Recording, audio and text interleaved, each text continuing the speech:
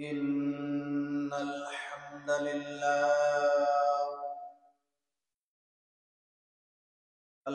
لله نحمده ونستغفره ونؤمن به ونتوكل عليه ونعوذ بالله من شرور أنفسنا ومن سيئات أعمالنا من يهده الله فلا مضل له ومن يضلله فلا هادي له وأشهد أن سيدنا وسندنا وحبيب ربنا وطبيبنا وطبيب قلوبنا ومولانا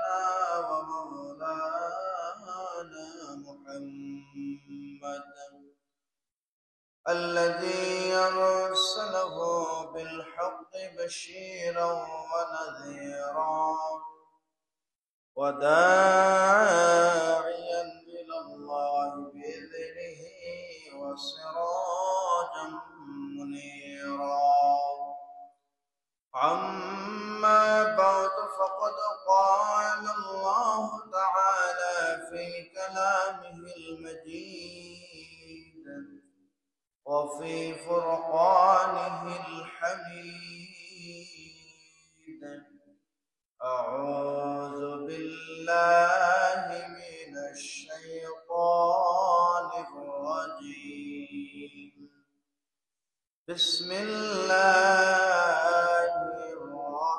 الرحمن الرحيم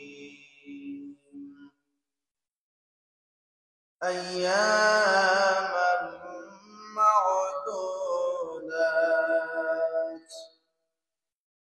فمن كان منكم مريضا أو على سفر فعدة من أيام أخر وعلى الذين يطيقونه فدية طعام مسكين ومن تطوع خيرا فهو خير له وأن تصوموا خير لكم إن كنتم تعلمون صدق الله العظيم وصدق رسوله النبي الحبيب الكريم عن أبي هريرة رضي الله تعالى عنه قال قال رسول الله صلى الله عليه وسلم ثلاث لا ترد دعوتهم الإمام العادل والصائم حتى يفطروا ودعوة المظلوم وقال تعالى في شان حبيبه مخبرا وآمرا إن الله وملائكته يصلون على النبي يا أيها الذين آمنوا صلوا عليه وسلموا تسليما اللهم صل على سيدنا مولانا محمد وعلى آل سيدنا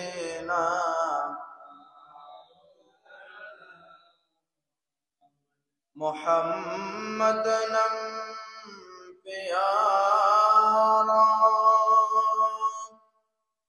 प्यारा में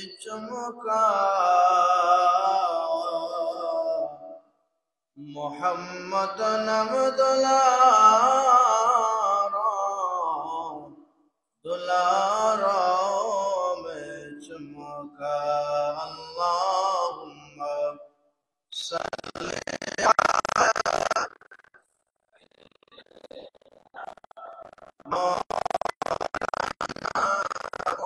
मुहम्मद वअला आलि सय्यिदिना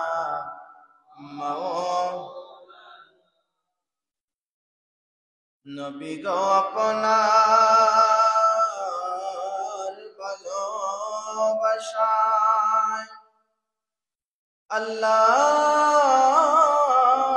ওলি হওয়া যায়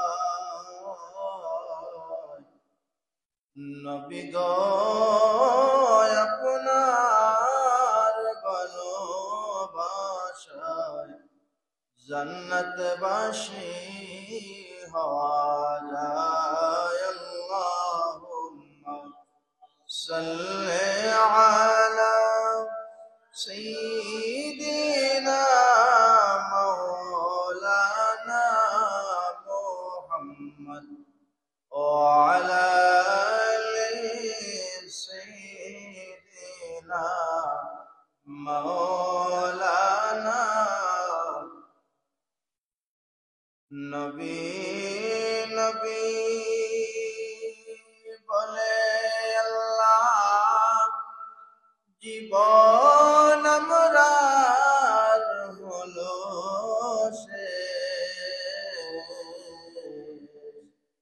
কবে জানি দেখব মোরা আমার নবীর মায়ার দেশ আল্লাহুম্মা সাল্লি আলা মাওলানা মুহাম্মদ ওয়া আলা আলি সাইয়্যিদিনা মাওলানা মুহাম্মদ আর কত কাল কাঁদব আমরা পাইতে নবী আপনারে আর কত কাল কাঁদব আমরা পাইতে নবী আপনারে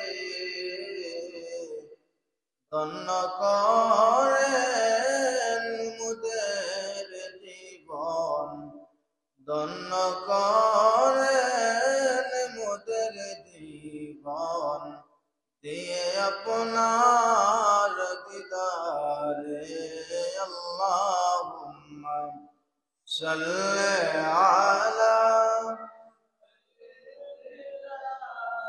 মাওলানা মুহাম্মদ ওয়া আলা আলি সাইয়্যিদিনা মাওলানা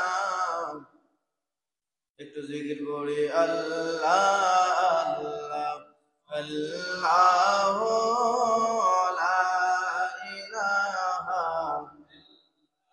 ও আল্লাহ আল্লাহ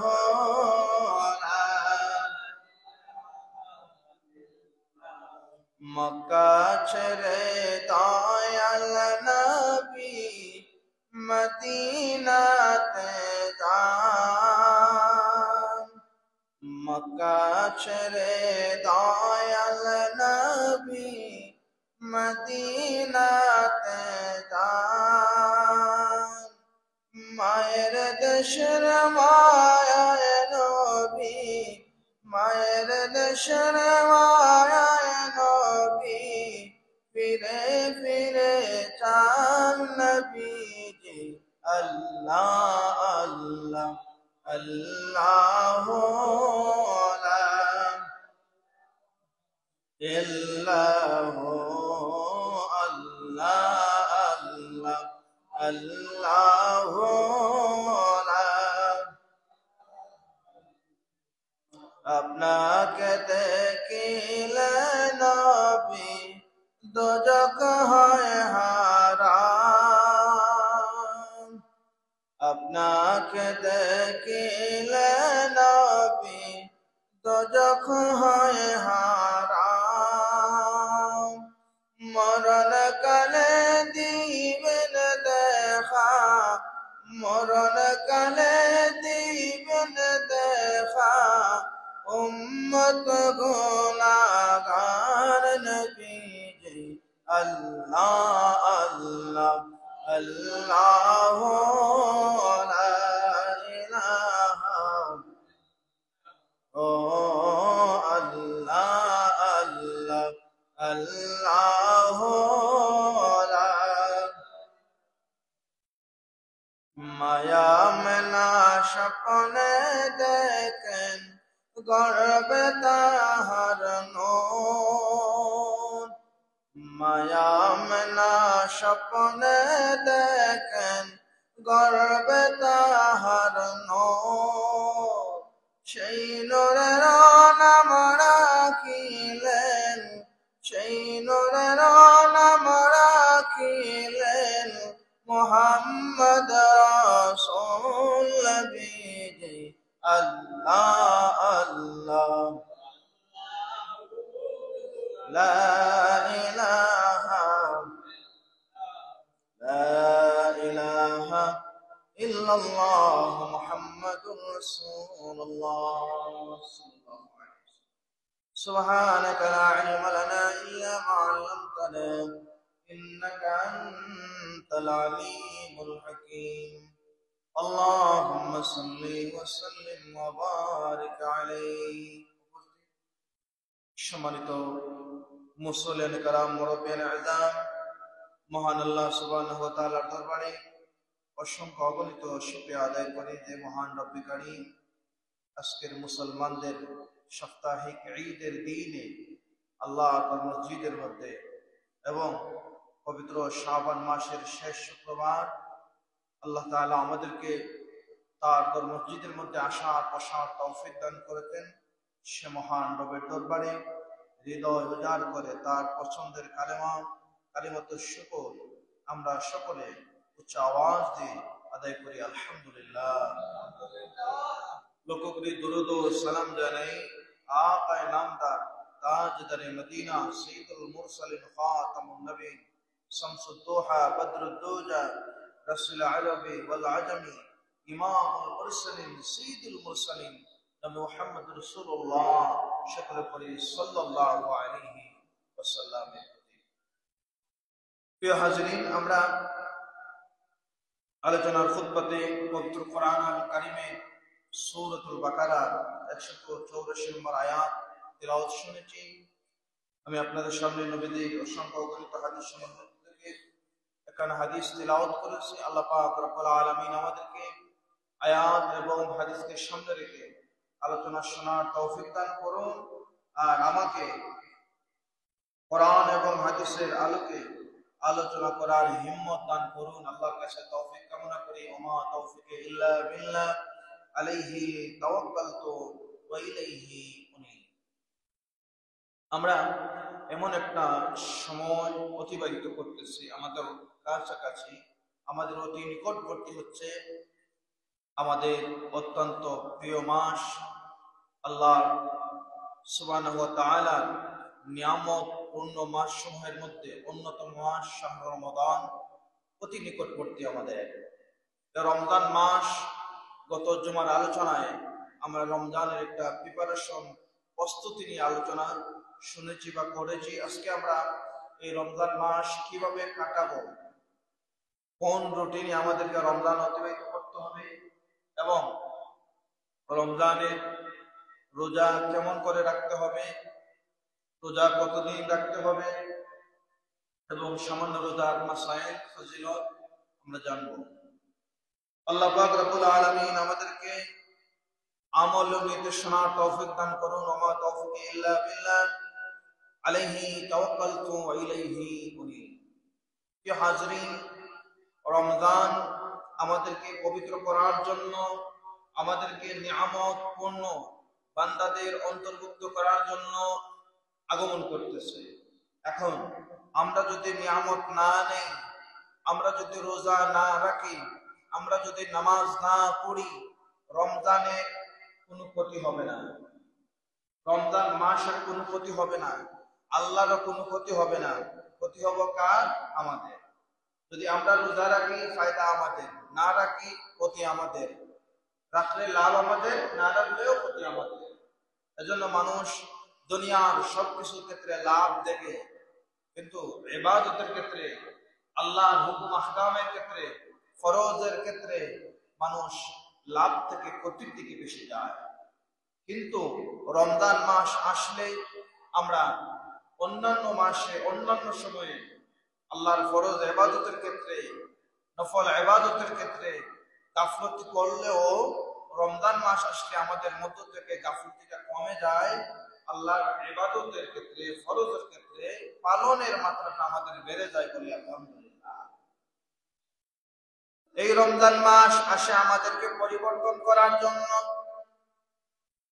রমজান আমাদেরকে রুটিন করে দিয়ে যায়। বান্দা সুবহ সাদিক থেকে সূর্যাস্ত পর্যন্ত এই সময়টাতে বান্দা একমাত্র আল্লাহর ভয়। বান্দা চাইলে দরজা বন্ধ করে একটা করে একা থাকে, বান্দা চাইলে খাবার খেতে পারত, বান্দা চাইলে ইচ্ছা করে তৃপ্তি করে খাবার খেতে পারত, কেউ তাকে নিষেধ করার সুযোগ নাই। কিন্তু বান্দা ওই জায়গায় একটা চিন্তা করে, আমার আল্লাহ আমার উপর রোজা ফরজ করেছেন লাআল্লাকুম তাত্তাকুন, যাতে আমি তাকওয়াবান হতে পারি। আমার দুনিয়ার কোন মানুষ যদি আমাকে নাও দেখে, দুনিয়ার কোন মানুষ যদি নাও বুঝে, একমাত্র যিনি দেখেন বুঝেন তিনি হলেন আল্লাহ।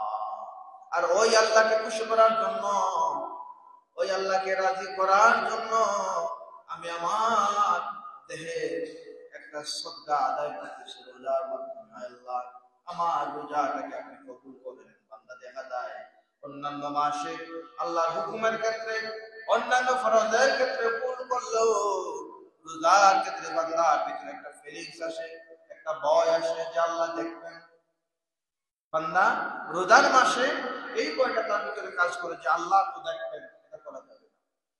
আর এই রোজা যারা পবিত্রভাবে, পরিপূর্ণভাবে প্রেম ভক্তি নিয়ে রোজাটা রাখবে, আল্লাহ নবীর হাদিস عن ابن عبد الله بن عمر رضي الله تعالى أن رسول الله صلى الله عليه وسلم قال الصيام والقرآن شفعان للعبد يوم القيامة يقول الصيام أي ربي منعته الطعام والشهوات بالنهار فشفعني فيه يقول القرآن منعته النوم بالليل فشفيني فيه قال فيشفعان। আল্লাহ নবীর হাদিস হলো, যারা এই রমজানে রোজা রাখে, দিনের বেলা উপবাস থাকে, কোনো খাবার খায় না, রাতের বেলা নামাজ পড়ে, কোরআন তিলাওয়াত করে, রোজা এবং এই কোরআন দুইটা জিনিস, ফাশাফিউনি ক্বালা ফায়ুশাফআন, এই কোরআন এবং রোজা বান্দা কিয়ামতের ময়দানে আল্লাহর কাছে বলে, আল্লাহ তাআলা আমি রোজা আপনার বান্দাকে দিনের বেলা, আপনার বান্দাকে পাহারা দিয়েছি, দিনের বান্দা আপনার বান্দা আমাকে পালন করেছে। দিনের বেলা আপনার বান্দা খাবার খাবার জন্য চটপট করতেছে, কিন্তু আপনার বান্দা একমাত্র আপনার ভয়ে খাবারটা খায় নাই। আল্লাহ যখন কষ্ট করে, বান্দা তো খাইতে পারতো, কেন খায় নাই? বান্দার পক্ষ থেকে তখন জবাব যাবে, আয় আল্লাহ এটা তো আপনার নির্দেশ, এটা তো আপনার নির্দেশ, এটা তো আপনার আদেশ, আপনার আদেশ মানতে হবে।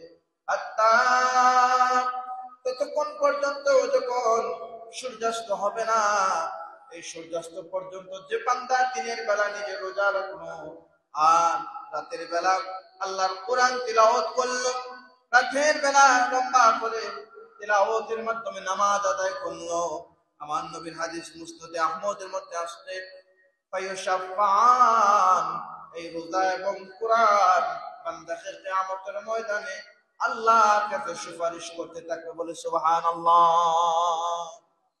রোজা আর কোরআন আল্লাহর কাছে আপনার জন্য সুপারিশ করবে। আয় আল্লাহ, এই বান্দার জন্য আমি সুপারিশ করলাম।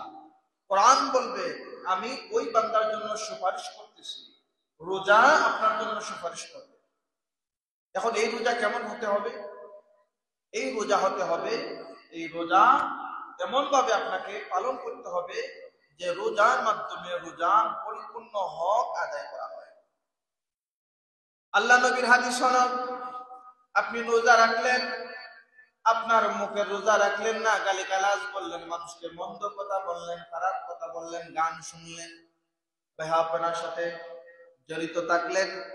আমার নবীর হাদিস হলো, এই উপবাস, আপনি যেন উপবাস থাকলেন, এই রোজা আল্লাহর কোন প্রয়োজন নাই।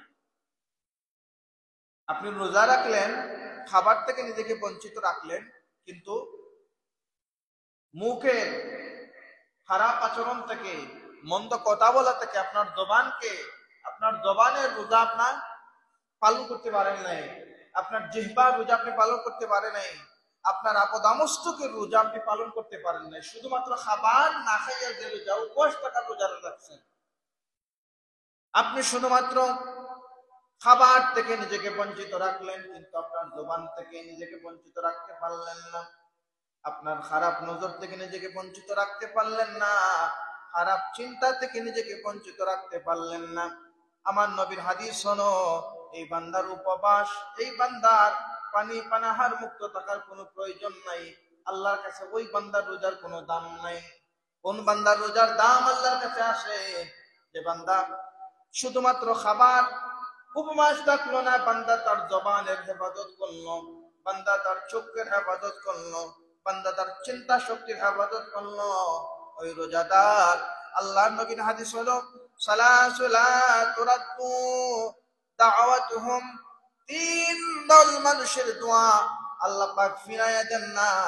যে বান্দা তার আপদামস্তকে রোজাটা রাইখা একদল মানুষের অন্তর্ভুক্ত হয়ে গেল, ওয়াসাইম, বান্দা রোজাদার হয়ে গেল। ওই সাইম যখন হাত্তা ইফতিরু, যখন ইফতারের সময় বান্দা, ওই সাইম রোজাদার যখন আল্লাহর কাছে বলে, আল্লাহ আমাকে মাফ করে দাও, আমার রোজাটা কবুল করে নাও, আমার নবীর হাদিস হলো, ওই বান্দার দোয়া আল্লাহ পাক ফিরাইয়া দেন না, বলে সুবহানাল্লাহ। যদি আপনি আপদামস্তকের রোজা ভালো করে রাখেন, তাহলে আমার নবীর হাদিস হলো, এই রোজাদার মুস্তাজাবু দাওয়া হয়ে যান। ইফতারের মুহূর্তে যখন আল্লাহর কাছে দোয়া করেন, এই দোয়া আল্লাহ পাক ফিরিয়ে দেন। আস-সাওমু লি ওয়া আনা আজজি বিহি, রোজা আমার জন্য। আল্লাহ পাক বলতেছেন যে বান্দা, আস-সাওমু লি ওয়া আনা আজজি বিহি, এই হাদিসে ব্যাখ্যায় বলা হয় যে রোজা, যে বান্দা আমার জন্য রোজা রাখবে, ওই বান্দার রোজার ক্ষেত্রে কোনো মন্দ খাস থাকবে না, পাপাচার থাকবে না। আর ওই রোজাদার যে রাখতে পারবে, ওই রোজা আস-সাওমুজ জান্নাহ, ওই রোজা বান্দার জন্য এমন ভাবে ডাল, একটা ডাল যেভাবে যুদ্ধের ময়দানে মারামারিতে বর্ষার আঘাত, তীরের আঘাত ফিরাতে পারে, ঠিক তেমনি ভাবে ওই রোজাদারকে সমস্ত মন্দ কাজ রোজাই ফিরিয়ে দিবে। কিভাবে? যখন কেউ তাকে গালি দেবে, তখন বলবে, আনা সাঈম, আরে ভাই আমি তো রোজাদার, আমাকে আপনি গালি দিয়েন না।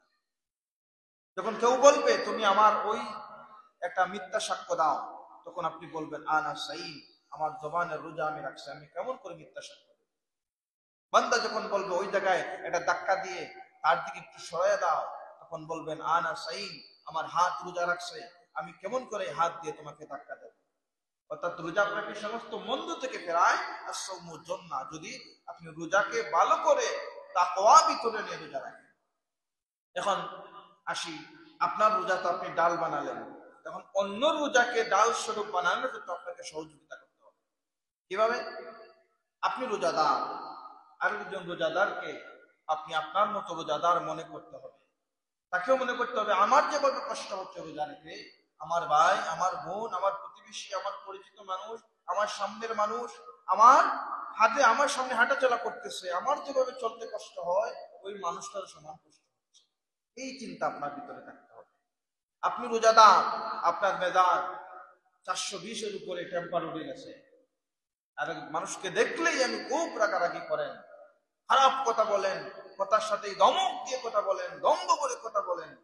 আমার নবীর হাদিস হলো, আপনি শুধু উপবাসী থাকলেন, এই রোজার আল্লাহর কোনো প্রয়োজন নাই। আপনি রোজা রাখছেন, মানুষকে বুঝাচ্ছেন যে আপনি রোজা রাখছেন, মানুষকে বলেন আজকে রোজাটা খুব কষ্ট হচ্ছে, আজকে সেহরি এই খাইছি সেই খাইছি, অর্থাৎ আপনি প্রচার করতে থাকেন আপনি যে রোজাদার। এটা অহংকারের পর্যায়ে চলে যায়, তাকওয়া থেকে তাকওয়া বিরোধী হয়ে যায়। আমার নবীর হাদিসের কথা হলো, এই অহংকার ইবাদতের ক্ষেত্রে তুমি করতে পারবে না। এই যাবতীয় সব কিছু বাদ দিয়ে অন্তরে আল্লাহর ভয় প্রেম নিয়ে যে রোজা রাখতে পারে, যে রোজা রাখে, ওই রোজাদারের জন্য পুরস্কার, দুইটা পুরস্কার। একটা পুরস্কার হলো, একটা আনন্দের মুহূর্ত হলো যখন ইফতারের সময় বান্দার সামনে ইফতারি নেওয়া হয়, যে আনন্দের মুহূর্তটা, আল্লাহ এটা খুব আনন্দের মুহূর্ত।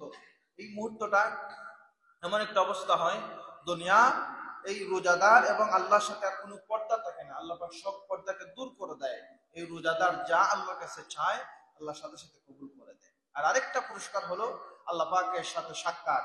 রোজাদার কিয়ামতের ময়দানে আল্লাহর সাথে সাক্ষাৎ হবে রোজা রাখার জন্য। সুবহানাল্লাহ।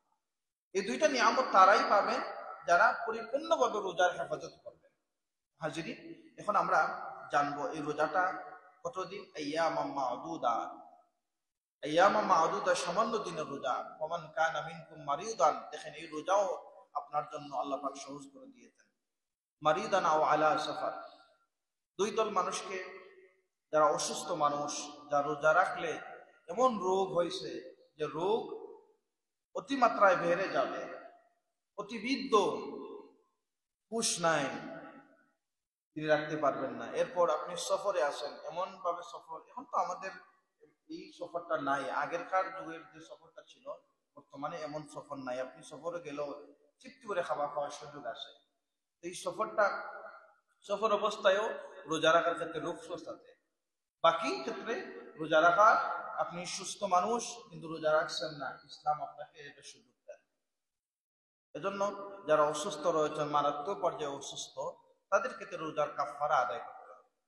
এখন রোজার কাফারা আদায়ের ক্ষেত্রে উত্তম হয় রোজার আগেই আপনি রোজা রাখতে পারবেন না, বা আপনার মা রোজা রাখতে পারবেন না, আপনার ভাই, এরকম অনেক রোগী আছেন, এমন কিছু রোগী আছেন দেখা যায় তিনার খাদ্যস্থলী নাই, রোগের জন্য কেটে দেওয়া হয়েছে, তিনাকে কিছুক্ষণ পর পর খাবার খেতে হয়, মৃত্যু পর্যন্ত এই রোগার ভালো হওয়ার সুযোগ নাই, যতদিন বাঁচবেন।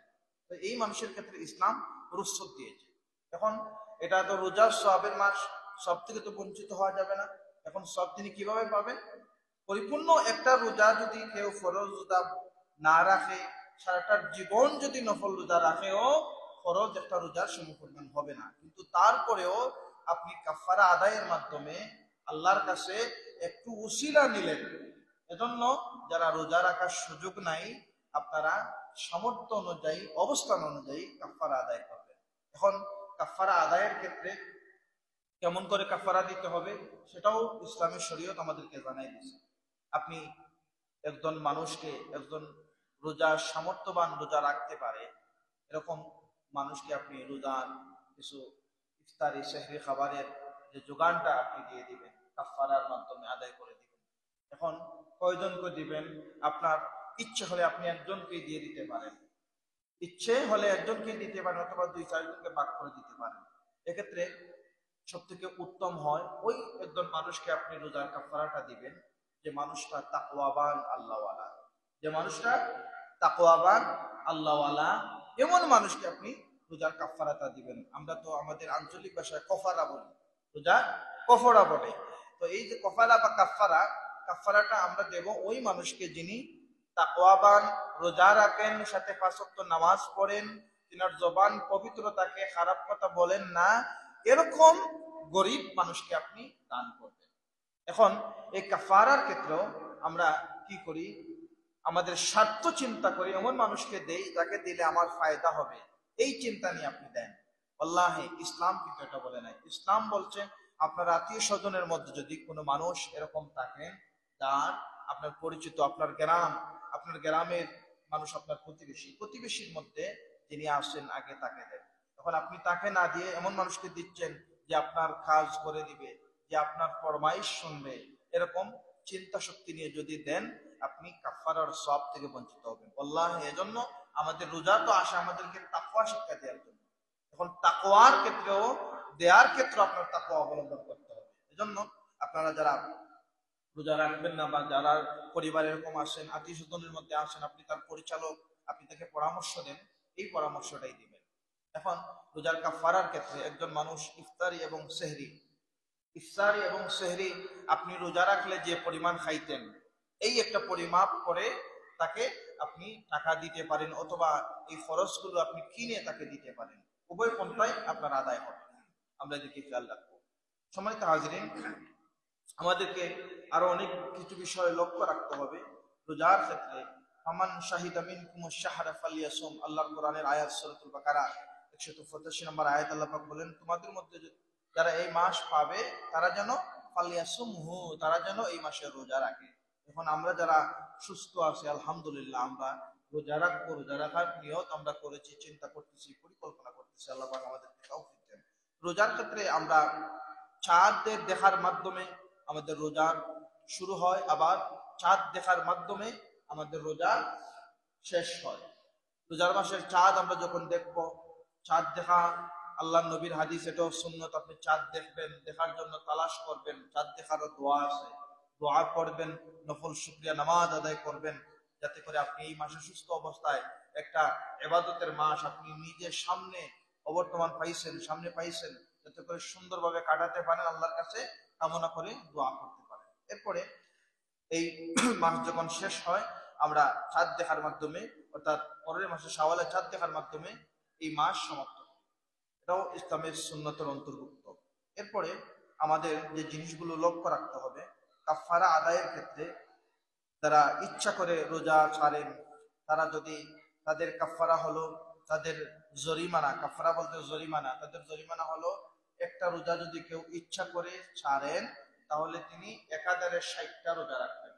যিনি সুস্থ মানুষ ইচ্ছাকৃতভাবে রোজা ত্যাগ করেছেন 60টা রোজা রাখবেন। এজন্য এই রোজা ত্যাগ না করা থেকে, রোজা বাদ দেওয়া থেকে আমরা বিরত থাকবো।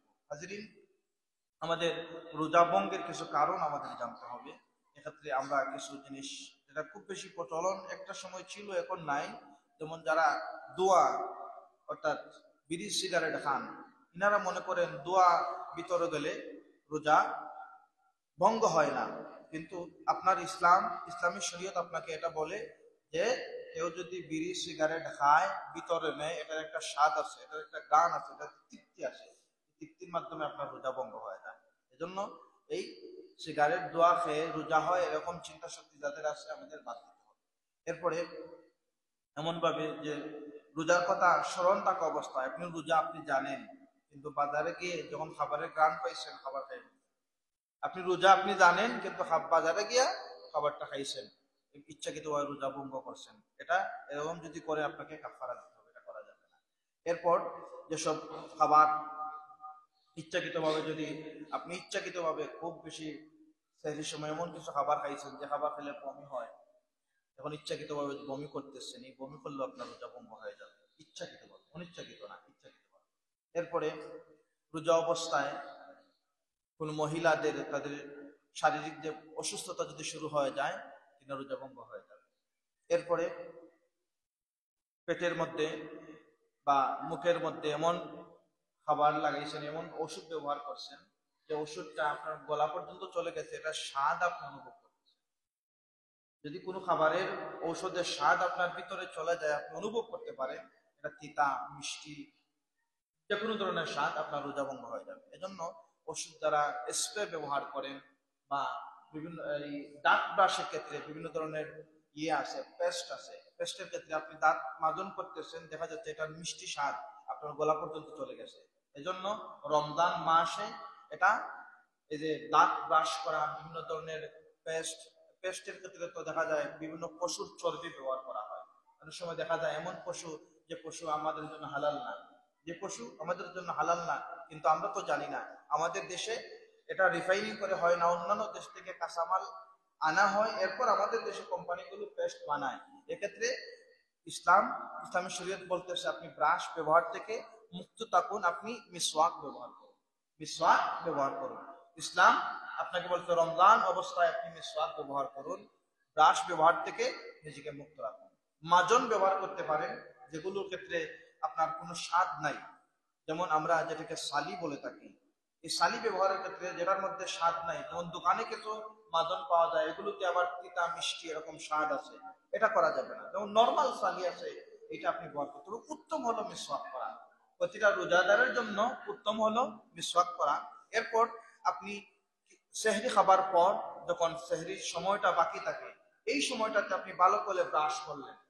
ভালো করে ব্রাশ করলে গড়গড় করে কুলি করার পর আপনার ভিতরে আর কোনো এমন কিছু থাকে না, অর্থাৎ দিনের বেলা আপনাকে সাধারণভাবেই মিসওয়াক করলে আপনার হয়ে যায়, দাঁত তো সুন্দর থাকে, দেখতেও ভালো লাগে। এজন্য আমরা এই জিনিস থেকে বিরত রাখবো।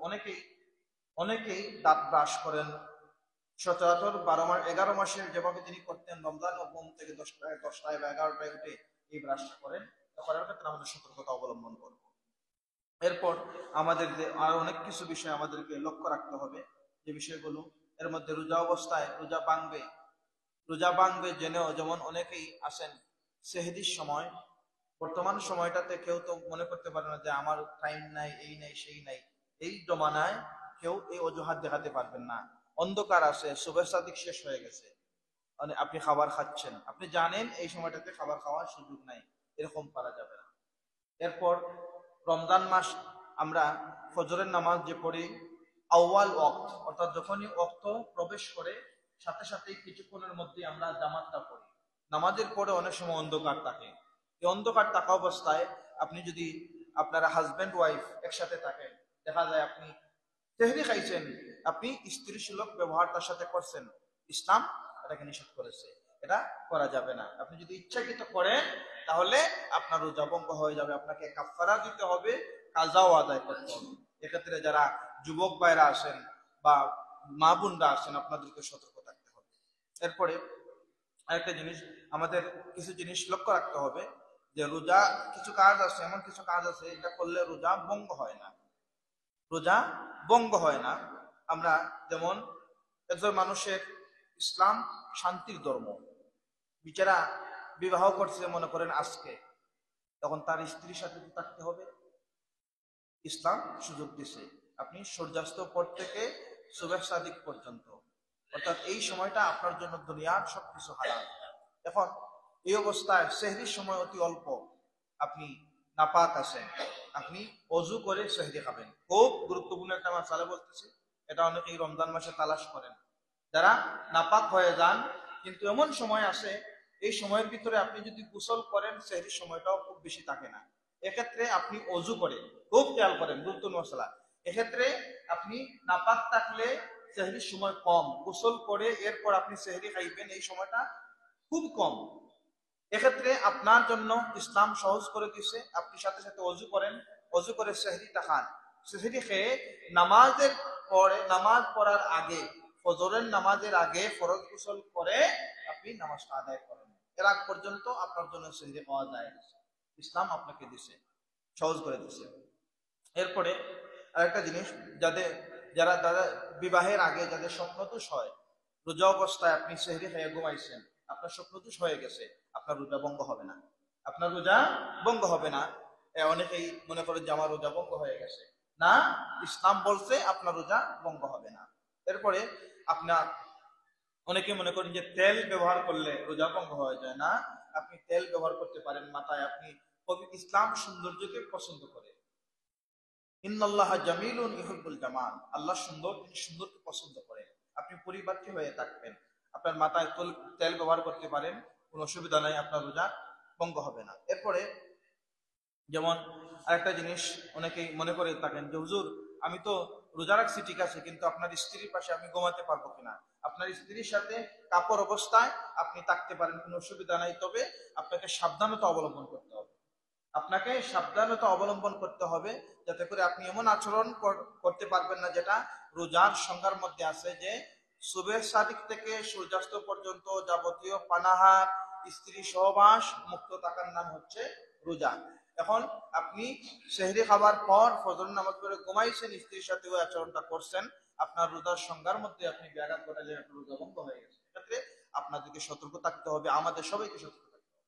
হাজরিন, রোজারও আরো অনেক মাসালা আছে, আপনারা যদি মনে করেন যে হুজুর আমি ওই জায়গার ক্ষেত্রে আমার বেশ কম হচ্ছে, আপনারা আসবেন, এই জুমার সংক্ষিপ্ত সময়ে সব মাসলা বলে দেওয়ার সুযোগ নাই। তো যেগুলো কমন আমি আপনাদেরকে বলে দিলাম। এরপর আমাদের কিছু রোগী ভাইয়েরা আছেন, রোগীর ক্ষেত্রেও ইনজেকশন আছেন, কেউ কেউ ইনহেলার নেন, অক্সিজেন নেন। অক্সিজেনের ক্ষেত্রে বর্তমান সময়ের মুফতি ফিকহবিদগণ মাসআলা দিয়েছেন, যারা অক্সিজেন নেন, অক্সিজেন না নিলে তিনি মারাত্মক অসুস্থ হয়ে যাবেন, কিন্তু তিনি রোজা রাখতে পারেন, রোজা রাখার মতো শক্তি তিনার গায়ে আসে, কিন্তু অক্সিজেন কিছুক্ষণ পর না নিলে তিনার ক্ষতি হয়ে যায়। ইসলাম বর্তমান সময়ের মুফতি এবং ফিকহবিদগণ আমাদের সুযোগ দিয়েছেন যে আপনি ইনহেলার বা অক্সিজেন যেটাকে বলে আপনি নিতে পারেন, আপনার রোজা ভঙ্গ হবে না। এরপরে ইচ্ছাকৃতভাবে আপনার ইচ্ছাকৃত না অনিচ্ছাকৃতভাবে তুতু আপনার ভিতরে চলে গেছে, আপনার রোজা ভঙ্গ হবে না। আপনি রোজা ঠিক আছে, কিন্তু আপনার মনে নাই, সন্তানকে খাওয়াচ্ছেন, আপনি এক লুকমা খেয়ে ফেলছেন, কিন্তু আপনার মনে নাই, আপনি ভুলে অনিচ্ছাকৃতভাবে খেয়ে ফেলছেন। যখনই মনে হয়েছে মুখে খাবারটা দেওয়ার পর যে আমি তো রোজা, সাথে সাথে আপনি ওই অবস্থা থেকেই আপনার খাবার মুখ থেকে বের করে দিবেন। বিশেষ করে মা বোনদের ক্ষেত্রে এমন ভুল হয়ে থাকে, খাবারের ক্ষেত্রে মা বোনদের ক্ষেত্রে এমন ভুল হয়ে থাকে, আমরা সতর্কতা করে যাতে আপনার রোজা ভঙ্গ হবে না। আপনার মনে নাই, সন্তানকে খাবার খাওয়াইতে যাই আপনার মুখে দিয়ে দিচ্ছেন, প্রতি 11 মাস হইতে মাঝে মধ্যে সন্তানকে খাওয়াইতে মজা আসে, আমি খাচ্ছি তুমিও খাও বলে মা খায়, আছে না, বাবাও খান। এক্ষেত্রে রমজানেও বাচ্চা তো খাবে, তার উপর রোজা ফরজ নাই। যদি আপনার মুখে চলে যায়, যখনই আপনার মনে হবে যে আমি তো রোজা, সাথে সাথে মুখ থেকে খাবারটা বের করে আপনি কুলি করবেন, তবে গড়গড়া করবেন না, যাতে আপনার ভিতরে পানি চলে না যায়, আপনাকে খেয়াল রাখতে হবে, এক্ষেত্রে আপনার রোজা ভঙ্গ হবে না।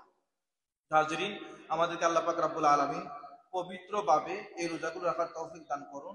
এরপর আমরা রোজার ক্ষেত্রে যে সতর্কতাগুলো অবলম্বন করব, বিশেষ করে আমাদের নামাজের একটা রুটিন, রমজান কিভাবে আপনি কাটাবেন এটার একটা পরিকল্পনা করবেন।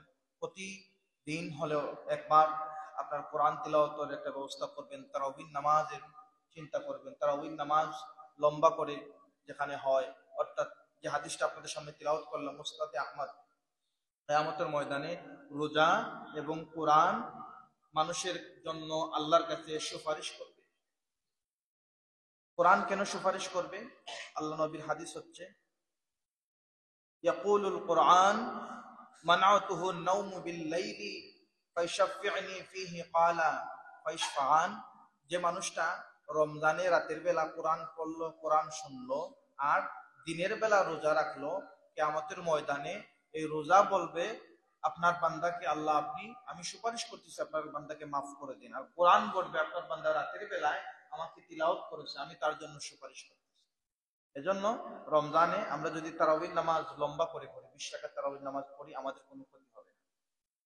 বেশি পড়লে ক্ষতি হবে না, কিন্তু কম পড়লে লস আপনার। ইবাদত যত বেশি করবেন তত বেশি আপনার ফায়দা। কিন্তু আপনি যদি নামাজ নাই পড়েন, রোজা নাই রাখেন, হজ নাই করেন, আল্লাহর কোনো ক্ষতি হবে না, ইসলামের কোনো কমতি হবে না। কিন্তু যদি যত বেশি পড়েন আপনার ফায়দা হবে। না পড়লে ইসলামের কোনো ক্ষতি নাই, আল্লাহর কোনো লস নাই, ক্ষতি আপনার, লস আপনার। বান্দা তো লাভ বেশি বুঝেন। এজন্য আমরা তারাবির নামাজ 20 রাকাত করবো, এটা সুন্নতে সাহাবা, আল্লাহ নবী পড়ছেন। তবে আল্লাহ নবী যদি দাইমি পড়তেন এটা তো ফরজ হয়ে যেত, বাধ্য হয়ে যেত। এজন্য আল্লাহ নবী দাইমি পড়েন নাই, হযরত ওমরের জমানা থেকে এটা দাইমি হয়ে গেছে। হযরত ওমর থেকে এই তারাবির নামাজ জামাতে পড়ার প্রচলন শুরু হয়েছে, এ পর্যন্ত চলতেছে। আমরা 20 রাকাত পড়বো ইনশাআল্লাহ। এরপরে আমরা ইফতারির ক্ষেত্রে, সেহরির ক্ষেত্রেও আমাদেরকে লক্ষ্য রাখতে হবে, যাতে করে আমাদের আশপাশের মানুষ, গত জুমায় বলেছি, আশপাশের মানুষ যেন অভুক্ত না থাকে। ইফতারির ক্ষেত্রে একসাথে পরিবারের সবাইকে নিয়ে বসে ইফতারি করুন। ইফতারির আগে দোয়া কবুল হয়, অনেক হাদিসের বর্ণনা আছে, পরিবারের সবাইকে নিয়ে আপনি দোয়া করুন, দোয়া করে একসাথে ইফতারি করুন। সন্তান যারা আছে সন্তানদেরকে রোজার যে একটা পরিবেশ তাদেরকেও শিক্ষা দেন। যাদের সন্তান রোজা কোনো ফরজ হয় নাই, এই সন্তানদেরকে আপনি রোজার একটা ট্রেনিং দেন, শিক্ষা দেন। সেহরির সময় তাকে তুলে তাকে একটু খাবার খাওয়ান। সেহরি খাওয়া একটা ইবাদত, সেহরি খাওয়া থেকে বঞ্চিত থাকবেন না। সেহরি রমজানে খেতে হয়, আমরা সেহরি খাবো। সেহরির ক্ষেত্রেও আপনি ওই খাবারগুলো খাওয়ার চেষ্টা করবেন। বর্তমান তো ভেজালের যুগ, যে খাবারগুলো খেলে দিনের বেলার সমস্যা খুব কম করে, এই খাবারগুলো খাওয়ার চেষ্টা করবেন।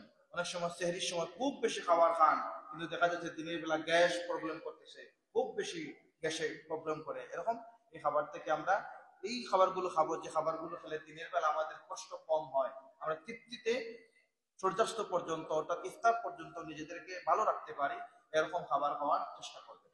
এরপরে আমাদের রোজার আরো যে প্রস্তুতিগুলি আসে, প্রস্তুতির মধ্যে বিশেষ করে মা বোনদের ইবাদতের জন্য একটা সুযোগ করে দিতে হবে। আপনি ইফতার পরে গিয়েই আমাকে এটা দাও সেটা দাও বলবেন না। ইফতার, এই মানুষগুলো ইফতার তৈরি করে, অনেক সময় দেখা যায় মা বোনরা ইফতার সবাইকে দিতে যাইয়া মাগরিবের ফরজের নামাজের সময় চলে যায়, তিনি নামাজটা পড়তে পারেন না। আপনি তারাবির নামাজ পড়ে গিয়ে দেখলেন তিনি নামাজ পড়েন নাই, কিন্তু আপনি তাকে অন্য খাবারের জন্য উদ্যত করলেন, কিন্তু তারাবির নামাজও পড়ার সুযোগ পাচ্ছেন না, এশার নামাজেরও সুযোগ পাচ্ছেন না। এক্ষেত্রে তাদেরকেও ইবাদতের সুযোগ করে দিতে হবে। আগেই বলছি, এই রোজা মানুষকে লাআল্লাকুম তাত্তাকুন, যাতে বান্দা মুত্তাকি হতে পারে। এখন আপনি মুত্তাকি হলেন, কিন্তু আপনার স্ত্রী ফরজ নামাজ পড়তে দিলেন না, আপনি পরিপূর্ণ মুত্তাকি হতে পারেন না। আপনি খুব বেশি মসজিদে সেজদা দিলেন, নামাজ পড়লেন, মানুষকে নসিহত করে গেলেন, কিন্তু বাড়িতে যাইয়ে দেখলেন আপনার মেয়েও নামাজ পড়ে নাই, বিবিও নামাজ পড়ে নাই। আপনি তাদেরকে কিছু বললেন না, তাদেরকে বললেন তোমরা আমার জন্য এই করো সেই করো, আপনার খেদমতে সবাইকে লাগাই দিলেন, কিন্তু তাদের খেদমত আপনি করলেন না। এই ভুলটা আমাদের খুব বেশি হয় আমাদের সমাজে, বিশেষ করে আমাদের সিলেট অঞ্চলে আমরা খুব বেশি ভুলটা করে থাকি, পরিবারের মা বোনদের সাথে ইহসান করি না। আরেকটা জিনিস মনে পড়লো, রমজান আসলে ইফতারি পতা, ইফতারি যে পতা, আল্লাহে খুব গুরুত্বপূর্ণ এবং খুব বেজালিমূলক একটা কাজ। ইফতার, আপনার সামর্থ্য আছে বাজার থেকে আপনি 2 কেজি জিলাপি মিষ্টি কিনে খাওয়ার যোগ্যতা সামর্থ্য আল্লাহ আপনাকে দিছে, আপনি কেন আপনার শ্বশুর বাড়ি থেকে ইফতারের জন্য, এই ভিক্ষার জন্য আপনি অপেক্ষায় থাকবেন? ইফতারির জন্য অনেক মেয়েদের পরিবার ধ্বংস হয়। আপনি 10 মণ আমাকে দিতে হবে, আমার বংশ সবাইকে নিয়ে খাওয়াতে হবে। ইসলাম কোনোদিন বলে নাই শ্বশুর বাড়ি থেকে এনে সবাইকে খাওয়াতে হবে। যারা আপনাদের ছেলেকে বিবাহ করাইছেন, নতুন আছেন, আপনারা তো অপেক্ষায় আছেন, বন্ধু বান্ধবকে মোটামুটি মেসেজ দিয়ে রাখছেন প্রথম রমজানে কিন্তু আমার বাড়িতে আসতেই হবে, না আসলে হবে না। মানুষকে দেখে দাওয়াত দিয়ে দেখান, এই দেখেন আমার বিয়াই খুব বেশি 2টা ঠাক ভর্তি করে খাবার পাঠাইছে, কিন্তু আপনার বিয়াই দেখেন হালাল টাকা দিয়ে পাঠাইছে, হারাম টাকা দিয়ে পাঠাইছে, সুখে পাঠাইলো না দুঃখে পাঠাইলো? একবার কি চিন্তা করছেন মানুষটার কথা? রমজান মাস আসলেই প্রতিটা পরিবারের ক্ষেত্রে, বর্তমানে একটা মধ্যবিত্ত পরিবারে মোটামুটি 15 থেকে 20,000 টাকার খরচ লাগে। এখন মধ্যবর্তী একজন বাবা তার রমজানের জন্য 15 থেকে 20,000 টাকার খরচ করলো, এরপর প্রথম রমজানে আবার 30,000 টাকার ইফতারি পাঠাবে, সে কোথা থেকে পাঠাবে? মাঝে মাঝে দেখা যায় সুদের টাকা এনে জামাইয়ের বাড়িতে ইফতারি পাঠাইতে হয়। এজন্য যাদের ছেলে বিবাহ করাইছেন, আল্লাহে আপনারা আগেই আপনাদের বিয়াই যদি জীবিত থাকেন তাদেরকে বলবেন যে ভাই আপনি একদিন আসবেন, একসাথে বসে ইফতারি করবো, তবে কিছু আনার প্রয়োজন নাই, এটা নিয়ে আপনি মানসিক যন্ত্রণায় ভুগবেন না। আপনি যদি আপনার ছেলের বউকে খুশি রাখতে পারেন, ইসলাম আপনাকে শান্তি দেয়। আপনার মেয়ে আরেকজনের ছেলের বউ, দেখবেন আপনার মেয়েও সেখানে শান্তি আছে। যখন শুনবে যে তারা তাদের ছেলের ইফতারি খাচ্ছে না, তাহলে আমি কেমন করে ওই বাড়িতে ইফতারি কামনা করি? দেখবেন সমাজ পরিবর্তন হয়ে গেছে। কিন্তু আমাদের ট্র্যাডিশন হয়ে গেছে, প্রথম বিবাহের ক্ষেত্রে তো বাদ দেই যায় না, যুদ্ধে লেগে যাবে, মুখ দেওয়া উঠি করে। মাঝে মধ্যে দামান যিনি বর তিনি তো চান না মোটামুটি সমাজ চলে, কিন্তু বাবা তো মানে না, বাবা মানছে মা মানে না, মা মানছে ছোট ভাই মানে না, বোন মানে না। বিবাহ হয়েছে অনেক বছর, বাচ্চা কাচ্চা হয়ে গেছে, ছোট ভাই ইফতারি খাওয়ার জন্য 3 দিন আগেই বাড়িতে আসছে, এমন ঝগড়া লাগাইছে দেখা যায় মেয়েটার 3 মাসের ভিতরে ডিভোর্স হয়ে গেছে। এই যে রমজান আসলে আপনাকে তাকওয়াবান বানাতে, রমজান আসলে আপনাকে মুত্তাকি বানাতে, রমজান আসলে আপনাকে গুনাহমুক্ত করতে, রমজান আসলে আপনাকে জান্নাতি বানাতে, কিন্তু এই রমজানে আপনার পরিবারটা জাহান্নামের ঘর আপনি বানাইলেন শুধুমাত্র 2 টুকরা জিলাপির জন্য। এজন্য আপনাদেরকে, আমাদেরকে সবাইকে হেফাজত থাকতে হবে, ইফতারি প্রথা থেকে ফিরে থাকতে হবে, বেঁচে থাকতে হবে। প্রতি রমজান আসলেই এরকম পাওয়া যায়, নজির পাওয়া যায়। দেখবেন পত্রিকার মধ্যে 1 থেকে 2 রমজানে অনেক জায়গার মধ্যে এরকম নজির ঘটনা হচ্ছে। আলহামদুলিল্লাহ আপনাদের এলাকায় নাই, আমরা চাই না এরকম কোন উদাহরণ আমাদের মধ্যে থাকুক। রমজান আপনার জন্য যেভাবে আপনার স্ত্রী শ্বশুর বাড়ির জন্য ঠিক তেমনি ভাবে সবার জন্য রমজান সমান। আপনার জন্য আপনাকে তারা খাওয়াইতে হবে। কেন? আপনি তাদের কাছে তো কোনো খাবারের জন্য এরকম পাওনাদান নয়, আপনি তাদের কাছে পান, তারা আপনাকে খাওয়াইতে হবে। এরকম তো কোনো সমাজ বা এরকম তো ইসলাম, এরকম কোনো ধর্মের মধ্যে আমরা নাই। আমরা কোন ধর্মের মধ্যে আসি? যে ধর্মের মধ্যে আল মুসলিম আখুল মুসলিম, আপনি অসুস্থ, আপনার অসুস্থতায় আমি আপনাকে সহযোগিতা করব, আপনি অভুক্ত, আপনার খাবারের জন্য আমি নিজেকে উদ্যত করব। কিন্তু ইসলাম তো এটা বলে নাই আমি আমার খাবার খাচ্ছি, তোমার না থাকলেও আমাকে দিতে হবে, এটা তো ইসলাম বলে না। এই জন্য ইফতারি কথাকে না বলুন। যাদের যাদের ছেলে বিবাহ করাইছেন আপনারা আল্লাহর ওয়াস্তে আপনাদের আপনাদের বউয়ের মা বাবাদেরকে সান্ত্বনার মধ্যে দেন, আজকেই ফোন দেন, দিয়ে বলেন তোমরা চিন্তা করার প্রয়োজন নাই, ইফতারি নিয়ে চিন্তা ফিকির করার দরকার নাই, ইফতারি লাগবে না, আমি একদিন আসবো একসাথে তোমাদের বাড়িতে ইফতারি করবো, আর তোমরা একদিন আমাদের সাথে আসো, একসাথে বসে ইফতারি করি। এই সমাজটা আপনি আনন্দ দেখবেন, এই মানুষগুলোর দোয়া পাবেন। তাকওয়া এত সহজ জিনিস না, শুধু আমি রোজা রাখলাম তাকওয়া, আবার না ভাই, এত সহজ না। এজন্য রমজান আসে আমাদেরকে, রমজান নামক একটা ইউনিভার্সিটি, রমজান আমাদেরকে মাল্টিপারপাস সব দিক শিক্ষা দেয়। ধৈর্যের শিক্ষা দেয়, জবানের হেফাজতের শিক্ষা দেয়, কিভাবে লম্বা সময় উপবাস থাকতে হয়, একজন দুঃখী মানুষ কিভাবে উপবাস থাকে সেটারও শিক্ষা আপনাকে দেয়। আপদামস্তক শিক্ষা দেওয়ার জন্য রমজান আসে, কিন্তু আপনি যদি শিক্ষা না নেন এটা আপনার ব্যর্থতা। হাজিরিন, আল্লাহ আমাদেরকে রমজান থেকে পরিপূর্ণ তাকওয়া শিক্ষা নেওয়ার তৌফিক দান করুন। সকলে বলি আমিন। ওয়া আখিরু দাওয়ানা আলহামদুলিল্লাহি রাব্বিল আলামিন।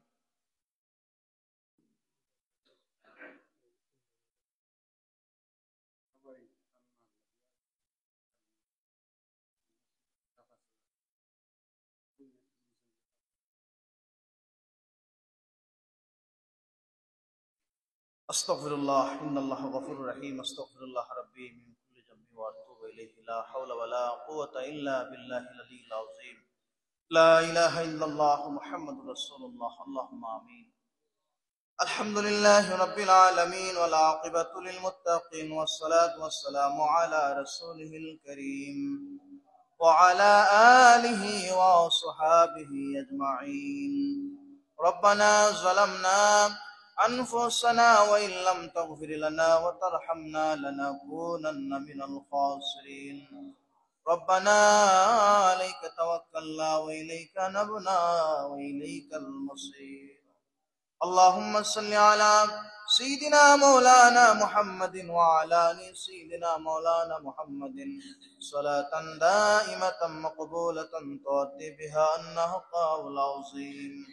اللهم يا حي يا قيوم برحمتك استغيث. আল্লাহ তাআলা পবিত্র শাবান মাসের শেষ শুক্রবার আপনার মায়ার বান্দাদের নিয়ে আমি গুনাহগার এতক্ষণ যাবত আলোচনা করে আপনার শাহানশাহী দরবারে আমরা বিকানির বেশাত বাড়িয়েছি। আল্লাহ আমাদের প্রত্যেকের জীবনের तमाम গুনাহগুলো মাফ করে দাও রব্বুল আলামিন। আল্লাহ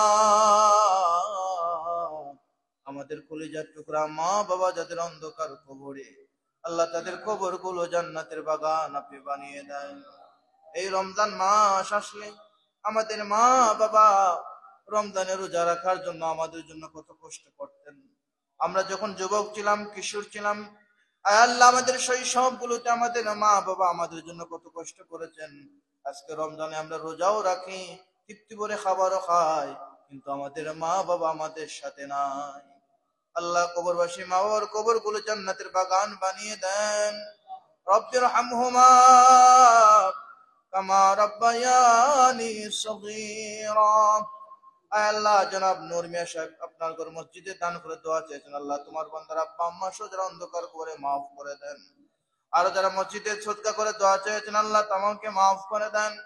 আল্লাহ এক বান্দি তিনার জিন্দা আমলদার জন্য দোয়া চেয়েছেন, আল্লাহ তোমার বান্দি তামামকে মাফ করে দেন। আল্লাহ তোমার বান্দির যত নেক আশা আছে মাকসুদে মঞ্জিল পর্যন্ত পৌঁছে দাও। আল্লাহ তাআলা আমার প্রিয় একজন ভাই তিনার স্ত্রীর জন্য দোয়া চেয়েছেন, আল্লাহ আপনার বান্দি পিঠের মধ্যে পাথর হয়ে গেছে, আল্লাহ আপনার বান্দিকে আপনার কুদরত থেকে সাহায্য করুন। আল্লাহ আপনার বান্দির অসুস্থ নিয়ামতকে শিফা নিয়ামত দ্বারা পরিবর্তন করে দেন। আল্লাহ আপনি তো দুনিয়ার ডাক্তার, দুনিয়ার সব চিকিৎসা যখন শেষ হয়ে যায় আপনার কাছে যখন মানুষ ফিরে, আপনি অনেক মানুষকে মৃত্যু পথ থেকে ফিরিয়ে দিয়েছেন। আল্লাহ আপনার বান্দিকে আপনার কুদরত থেকে সুস্থ করে দেন।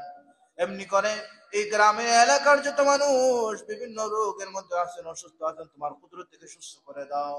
আল্লাহ রমজান মাসে বেশি বেশি করে আপনার গোলামি করার তৌফিক আমাদের দাও। আল্লাহ এই রমজান মাস থেকে নিয়ামত নেওয়ার তৌফিক আমাদের দাও। তাকাব্বাল মিন্না ইন্নাকা আনতাস সামিউল আলিম ওয়া তুব আলাইনা ইয়া মাওলানা ইন্নাকা আনতাত তাওয়াবুর রহিম।